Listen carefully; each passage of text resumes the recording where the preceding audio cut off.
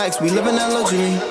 My niggas be drilling the life as a villain. We work tryna flip at that peso. I lost my nigga thinking about him every day. Still ain't let a day go. She wanna fuck, I just want the top. So I showed the shorty his case closed. We took 2 hours, turned it to a dub. We learned how to switch up that angle. Switch up that angle. Tiger stripes on her booty like Bengals. Sup? No. I got a call that night. Wait. Are you about to say what I just read? About 4 a.m. No. Okay. You didn't. You wasn't. Hold on. I don't read as fast as everybody else does. I got a call that night and that saved my... Okay. Got a call at about 4 a.m. Typical car wreck in rural area. Respond and find car hit light pole and no one around. Figure it's a drunk and start walking around the area trying to find where he's hiding. One house in the area across the street and about 150 yards away. After a couple of minutes, a woman comes screaming bloody murder from the house towards my unit. Full sprint, screaming at the top of her lungs. I shine my flashlight on her so she knows where I am because she's just running towards my car. She sees me and runs straight up to me. I'm trying to calm her down, make sure she's not injured and all that good stuff. She tells me it's her car. Okay, getting somewhere, but she wasn't driving. Here we go. Let me guess, somebody stole it? Nope. She told her husband she was leaving him. He freaks out and says he's going to kill himself. She says he downed a bottle of aspirin and no clue if this was true or not. When that didn't work, he jumped in the car and drove into the light pole trying to kill himself. God damn. When that didn't work, he ran back over to the house and they argued some more. Sees me pull up, makes her leave and locks all the doors. I asked her why she didn't leave and was he being violent towards her.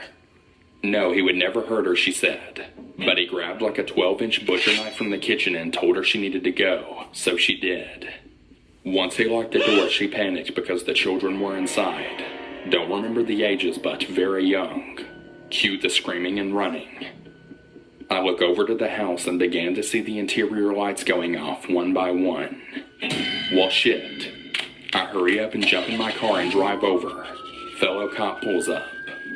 Quickly fill him in. Armed suicidal male with kids inside. House is dead quiet. We begin stalking around in the darkness trying to peek in windows to assess the situation. As we get to the back door, we hear a noise and my buddy swings his light up and we see him in the backyard behind us. Freaking guy was outside the entire time watching us. He's sitting on his feet, half sitting up is the best way I can describe it. Tats all over him, no shirt on with jeans.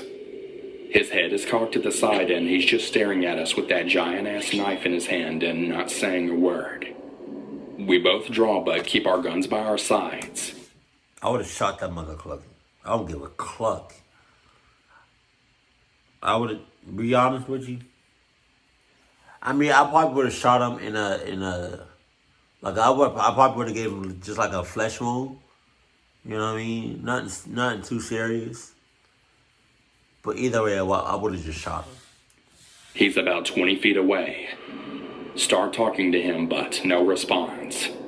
Then all of a sudden, without saying a word, he begins cutting. I mean, full on, slicing his forearms and chest. Oh my God. Then he begins screaming and crying. We're telling him to stop, just talk to us, you're not in trouble, we'll get you help.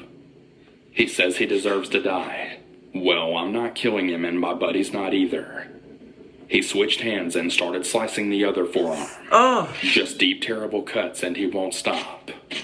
He starts slicing his thighs, chest, and even his neck a little. We already called for the ambulance. Okay. At that point, I would have just shot him. In the shoulder or something. So he just stops hurting himself. He finally stood up and was begging for us to kill him. We kind of danced around a little while not allowing him to position himself to become a threat to us. Yes, I know about the reactionary gap, and I wasn't worried about it.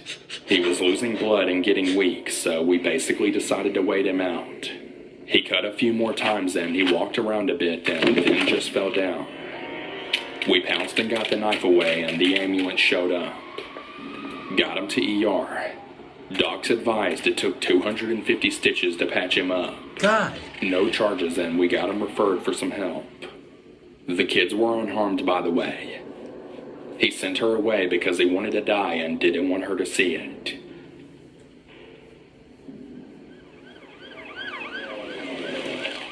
No shit, I pulled that guy over about 3 months later on a random traffic stop. And when he saw me, he just burst into tears and gave me a big old hug. Wife and kids were in the car and they were making it one day at a time.